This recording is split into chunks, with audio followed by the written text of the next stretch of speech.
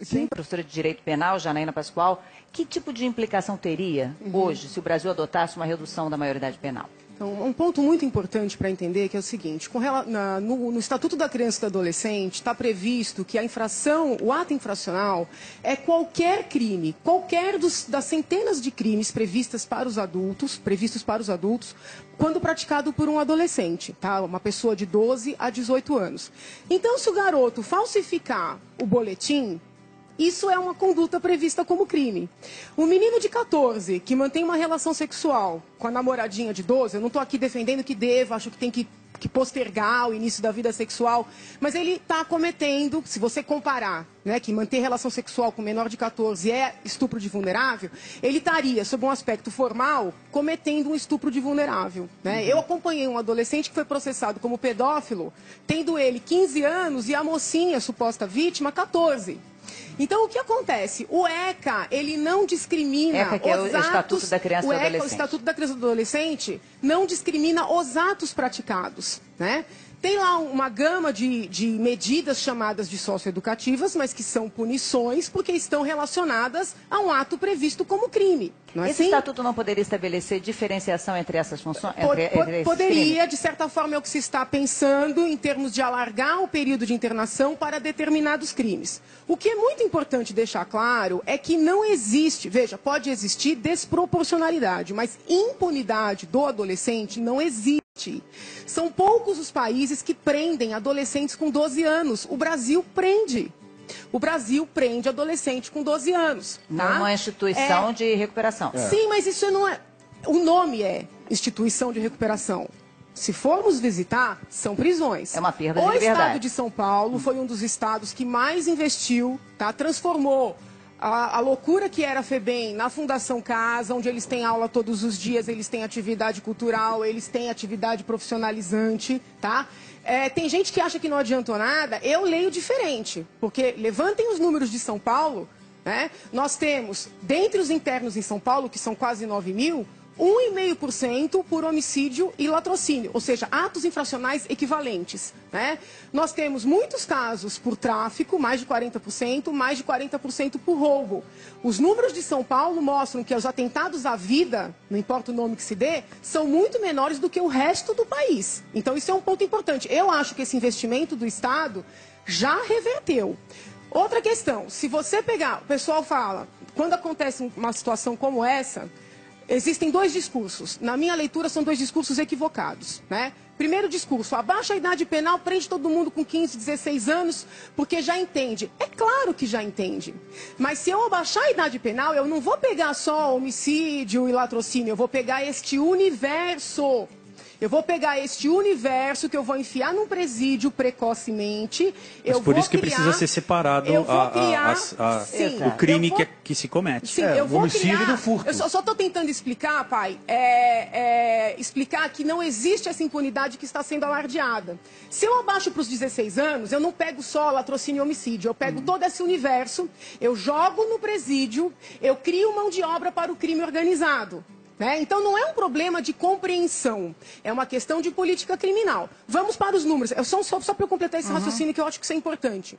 Hoje, a maior parte dos adolescentes internados, mas se for visitar Fundação Casa, é um pouco diferente. Visita os outros estados para ver. É prisão pior do que prisão para adulto. Então, não é educação, é pena. Não tem aula. Bom, então já está tudo equivocado a partir daí também, Uma pesquisa do CNJ, que está no site. É bom que é do CNJ, que não é de partido nenhum, porque esses assuntos são complicadíssimos, porque aí entra a questão partidária, quem é amigo de quem.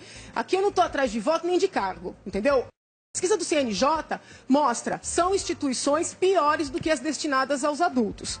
Hoje, a maior parte dos internados no Brasil inteiro e em São Paulo também são por tráfico e roubo. Tanto roubo à mão armada como roubo simples, sem mão armada.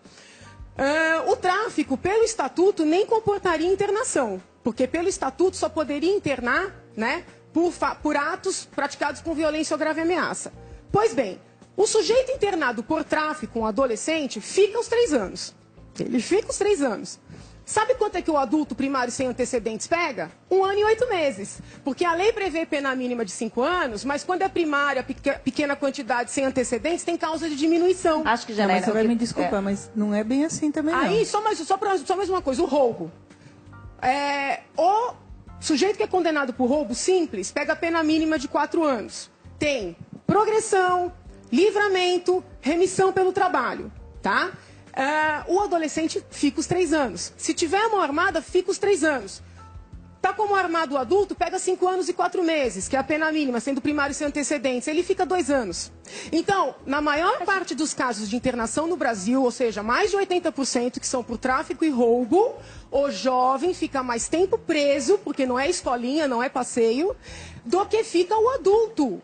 Então, isso é uma realidade ruim, equivocada, mas Janaína, é uma realidade. Você tá dizendo? Eu queria só esclarecer. Quando eu falo do tráfico e do roubo, doutor Tales, eu estou dizendo o seguinte, não é verdade que não haja resposta para o tráfico praticado pelo adolescente. E se o senhor, na vara que o senhor funciona, toma esse cuidado da escalonagem, eu fico feliz, mas o senhor sabe que não são todas as varas que funcionam dessa forma. Tem quem é internado de cara. E eu não estou dizendo que está certo ou está errado. Estou dizendo que muitas vezes o maior sai antes. Eu vi uma entrevista do senhor Valdir, que o senhor disse o seguinte, se ele tivesse mais de 18 anos, ele pegaria 30 anos. Não é verdade. Você abre o código e vê a pena máxima do latrocínio. No entanto, uma pessoa que é pega a primeira vez no latrocínio vai pegar a pena mínima, é crime hediondo, progride em 2/5. Ou seja, o maior fica 8 anos, porque são os 2/5, o menor fica 3. Mas é uma mudança que nós estamos brigando também. Veja bem. Que aumente essa pena de 30 para 50. É cair no erro, que infelizmente é o que está aí desde sempre, de ficar os que querem prender todo mundo achando que vai resolver e os que querem dizer que o problema é pobreza. O problema não é pobreza, o problema não é só carência social, isso também é um discurso enviesado, falso, que precisa ser esclarecido. Então, o que eu estou tentando mostrar é o seguinte, esta redução vai ter implicações para a segurança pública que são piores do que as pessoas hoje imaginam. Vamos pensar numa elevação do período de internação para os fatos mais graves de maneira objetiva. O governador de São Paulo mandou um projeto. Eu li o projeto, não fiz um estudo ainda, porque foi ontem. Acho que o projeto está amplo demais. Acho que tem que ser Passaria uma coisa... para 8 anos o período de internação. Pode até ser 8 anos, mas tem que ser pontual. Qual a conduta? Não pode ficar uma coisa nebulosa, né? Crime hediondo, se tiver motim, a depender da autoridade. Tem que ser um pouco mais... Todo tipo de combate à violência, seja praticada pelo adolescente ou pelo adulto, tem que ter determinação das punições. Até para ter esse efeito dissuasório, até para ter o efeito de que o que acontece comigo, tem que ser objetivo. Então, é roubo, 3 anos, é latrocínio, 5 anos de internação. Eu sou firme na opinião de que não pode misturar adolescente até 18 anos com adulto. Queria fazer um comentário, o doutor Tales até pode dizer se eu estou mentindo ou não. Eu acredito que ele vai dizer que não. Eu atendi muitas mães de meninos viciados em crack, tá? Pais também. Aí essa mãe vai no psiquiatra e ele fala, mãe, não dê dinheiro para esse menino, não importa ser muito rico, o dinheiro que tem, né? Porque o menino vai comprar pedra. Então a mãe não dá o dinheiro. O menino vai para a rua, pega a faca, assalta. Às vezes o menino mata, tá? Aí o que acontece? Essa mãe no desespero acorda cedo, amarra o menino no pé da cama. Eu não estou brincando, tá? Põe corrente. O Ministério Público processa a mãe por cárcere privado. Aí o governo do estado faz um convênio com a OAB, que eu sou membro do conselho. São 70 advogados trabalhando de graça todo dia no Cratódio. O doutor Tales deve saber que eu não estou mentindo. A Defensoria Pública se manifesta contra processo por processo. E ainda ameaçou processar os meus colegas que estão trabalhando de graça por desrespeitar a ética. Faz anos que eu escrevo que a droga está relacionada com a violência. Sabe quem publica meus textos? Ninguém. Sabe por quê? Porque é politicamente incorreto falar que droga está ligada à violência. Porque não, hoje, mas eu acho que hoje nós estamos com várias campanhas já, até de internação compulsória. As campanhas são fortes dos formadores de opinião nesse país, são para a legalização de droga. Todas as pesquisas de mestrado e doutoramento feitas nas faculdades de Direito, muitas vezes com fomento de órgão público, são no sentido de legalização. Então é o seguinte, quando o governo quer fazer um trabalho preventivo Né? E não é passar carrocinha, que eu tenho até texto publicado, eu sou contra passar carrocinha na rua, recolhendo quem está jogado no chão. É atender a família que pede uma alternativa.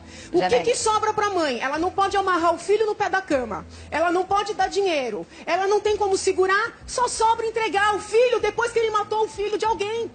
Entendeu? E os órgãos que dizem que são defensores dos direitos humanos, né? E que no aspecto da não redução concordam comigo, quando eu levanto esse ponto, não é com eles que eu estou falando. Então eu queria que o doutor...